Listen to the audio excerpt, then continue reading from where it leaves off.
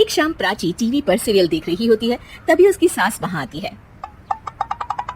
अरे सीरियल में तो ऐसे मग्न है जैसे आज रात का खाना पड़ोसी आकर बनाएंगे। मुझे पता ही नहीं था आपने अपनी बेटी की शादी पड़ोस में भी की हुई है।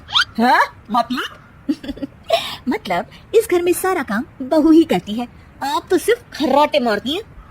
अच्छा जी, फिलहाल तो तुम आराम फरमा रही हो, चलो जाओ, ये मेरे टीवी देखने का समय है। हाँ, इसलिए मुझे भगाया जा रहा है। सॉरी, अब तो बिल्कुल नहीं जाऊंगी। प्राची की इस बात पर दोनों सास बहू के बीच टीवी रिमोट के पीछे बच्चों जैसी छीना झपटी शुरू हो जाती है, जिसके बीच श्लोक भी काम से घर वापस आ जाता है। हाँ, आज मेरी चूहे बिल्ली की जोड़ी किस बात पर झगड़ रही है? अरे तेरे बीवी मुझे टीवी ही नहीं देखने दे रही। अरे तुम्हारी मम्मी मुझे खाना बनाने के लिए फोर्स कर रही है। अरे वाह, ऐसे बेतुके रीजन पर तो बच्चे भी झगड़ा नहीं करते। अरे मुझे कुछ मत बोल, सब इसने ही शुरू किया है। हाँ हाँ, जैसे आप तो बहुत दूध की धूली है ना। अरे बस दोनों चुप, प्राची जाओ खाने की तैयारी करो, और माँ तुम छोड़ो, तुम्हें क्या बोलूं, शांति से अपना सीरियल देखो, मुझे दोबारा लड़ने की आवाज सुनाई नहीं देनी चाहिए। ऐसा बोलकर श्लोक वहां से चला जाता है, जिसके पीछे पीछे प्राची भी कुछ न कुछ बड़बड़ाते हुए रसोई में चली जाती है। हाँ, सासू जी को तो कुछ बोलेंगे ही नहीं, बस मुझ पर ही हुक्म चलता है, खाना बनाओ, जैसे मैं इनके घर में खाना बनाने के लिए आई हूँ। इसी तरह शाम बीतती है और रात को श्लोक और प्राची की सास खाना खाकर सोने चले जाते हैं, लेकिन प्राची गुस्से में कुछ खाए बिना काम में ही लगी रहती है। इस घर में किसी को घंटा फिक्र नहीं पड़ता, मैं खाऊं या भूखी रहूं। प्राची कुछ देर के लिए रसोई से बाहर जाती है और जैसे ही वापस आती है तो वहाँ दूध का भरा ग्लास देखकर हैरान रह जाती है। फिक्र पूरी है, बस दिखाना नहीं है। प्राची दूध पीकर सोने चली जाती है और अगली सुबह एक बार फिर सास बहू का कार्टून नेटवर्क स्टार्ट हो जाता है। ये तुमने ही किया है। अरे अजीब जबरदस्ती है, मैं बोल रही हूँ मैंने कुछ नहीं किया। दोनों ने मिलकर पूरे घर को पागल खाना बनाया हुआ है, यहाँ कोई नॉर्मल इंसान तो रह ही नहीं सकता, इसीलिए अब पड़ोसी क्या रिश्तेदार भी घर आने से कतराते हैं। अरे सुन बेटे, तू भी चंगा, तेरी माँ भी चंगी, तेरी बीवी भी चंगी, रिश्तेदार। हाँ जी, आपको नहीं पता क्या, गंगाधर ही शक्तिमान है, रिश्तेदार ही। हाँ हाँ, बस समझ गया। कभी जानवरों जैसे लड़ेंगी तो कभी जुगलबंदी करेंगी। भाई मैं आप दोनों के बीच में नहीं फंसना चाहता। सास बहू की इस मनमौजी जोड़ी से परेशान होकर श्लोक अपना सिर खुजलाता वहां से चला जाता है।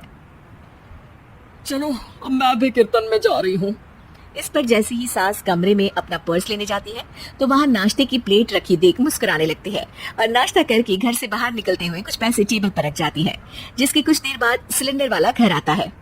पूरी मैया, मैं सिलेंडर के बारे में तो बिल्कुल भूल ही गई थी। घर खर्च के सारे पैसे भी मम्मी के पास है और श्लोक से बोला तो उल्टा 4 बात सुनाएंगे। प्राची ये सोच ही रही होती है कि अचानक उसका चेहरा चमक उठता है और वो घर में आकर इधर उधर देखने लगती है। तभी उसकी नजर टेबल पर रखे पैसों पर पड़ती है, जिन्हें वो सिलेंडर वाले को दे देती है। ये सब श्लोक देख लेता है। अच्छा बेटे, इतना बड़ा घोटाला, सबके सामने मैं तेरी दुश्मन और पीठ पीछे तेरी मेरी यारी। इस पर श्लोक एक प्लान बनाता है और शाम को सब एक साथ बैठे होने पर बोलने लगता है।